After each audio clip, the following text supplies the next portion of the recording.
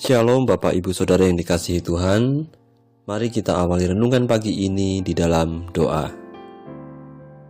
Syukur padamu ya Allah, karena Engkau telah mengaruniakan hari yang baru bagi kami, dan Engkau menganugerahkan kepada kami waktu untuk mendengar dan merenungkan firman-Mu.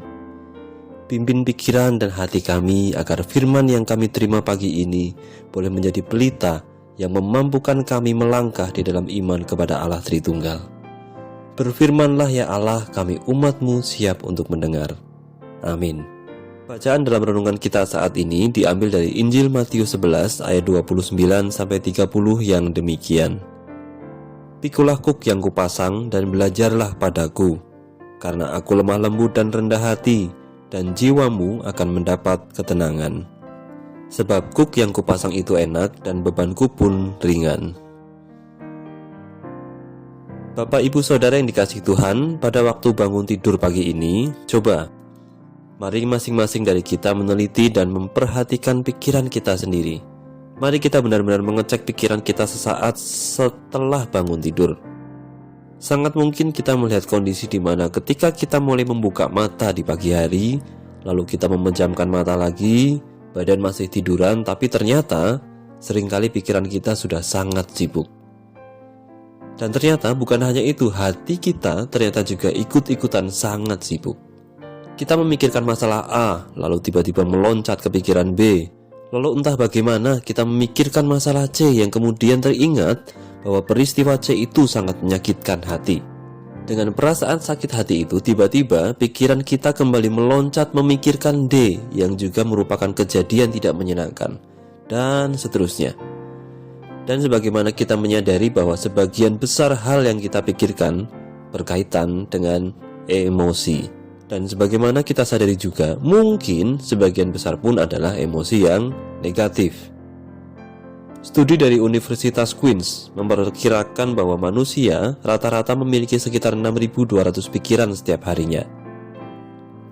Ya, meskipun kita tidak tahu seberapa akurat kebenaran 6.200 pikiran ini, tapi kita mengakui bahwa pikiran kita sangat banyak.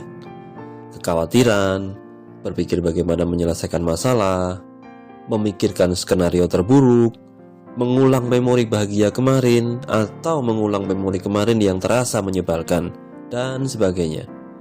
Mau tidak mau, kita mengakui bahwa hati kita sibuk sekali setiap hari. Pikiran kita sibuk sekali setiap hari. Bahkan ternyata semakin lama orang menganggur, meski badannya tidak mau bergerak, tetapi hati dan pikirannya semakin sibuk. Dan ini sangat melelahkan. Pikulah kuk yang kupasang dan belajarlah padaku, karena aku lemah lembut dan rendah hati, dan jiwamu akan mendapat ketenangan. Dalam Alkitab terjemahan sederhana Indonesia, pikulah kuk yang kupasang digunakan terjemahan demikian: tunduk dan bergantunglah padaku. Saudaraku, inilah yang harus menjadi perhatian kita.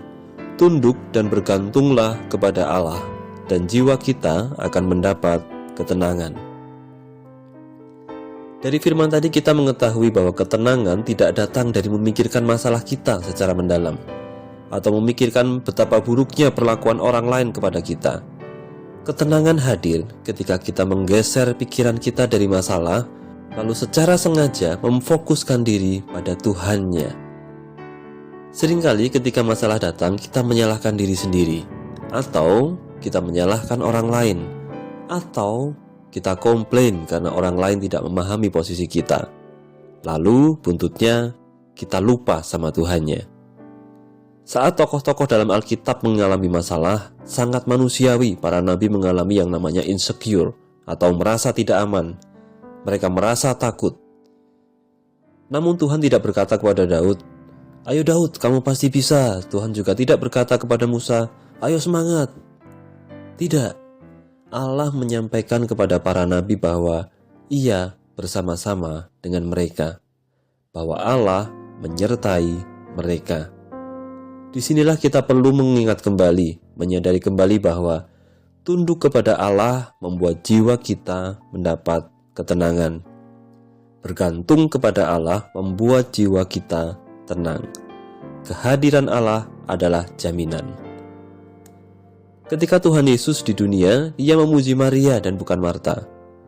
Dia bukan memuji Marta yang sibuk dengan berbagai pekerjaan untuk melayani para tamu, dan tak terkecuali juga sebetulnya juga melayani Tuhan Yesus. Namun, Tuhan Yesus malah menegurnya, yang jika memakai bahasa kita sehari-hari bisa jadi begini: Marta, Marta, engkau selalu sibuk ini itu setiap kali aku datang ke sini. Tetapi Maria memilih berkat yang paling indah dan yang membuat jiwanya tenang, yaitu dengan cara duduk di bawah kakiku, mendengarkan firman-Ku, menjalin relasi denganku. Mari kita mencoba merenungkan atau membayangkan diri sebagai Maria. Kita sedang duduk di kaki Tuhan Yesus, kita sedang mendengarkan Sang Maha Kudus. Mungkin saat itu kita bisa saja merasa kecil karena dosa-dosa kita. Tetapi ketika kita tahu bahwa sosok pribadi yang berkuasa atas langit dan bumi itu sedang berada di pihak kita, dan saat itulah ketenangan itu hadir. Saat kita berfokus pada Yesusnya, masalah kita dengan orang lain atau masalah yang lain mungkin tidak hilang begitu saja. Tetapi ketika kita bergantung penuh pada Allah, jiwa kita menjadi tenang. Hati kita yang sibuk dengan banyak perkara dimampukan untuk fokus kepada Allah dan fokus kepada sudut pandang Allah atas setiap permasalahan kita. Kiranya Tuhan memampukan kita untuk memikul kuknya Allah, untuk tunduk dan bergantung kepada Allah agar jiwa kita mendapat ketenangan. Amin. Mari kita berdoa.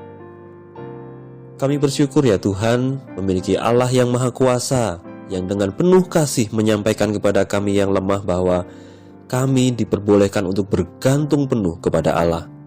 Sungguh suatu anugerah yang tidak terselami, di mana kami yang penuh dosa boleh bergantung kepada yang Maha Kudus, dan jiwa kami boleh mendapat ketenangan. Pimpin kami ya Allah untuk menghidupi firman-Mu di dalam keseharian kami. Di dalam Kristus kami berdoa. Amin.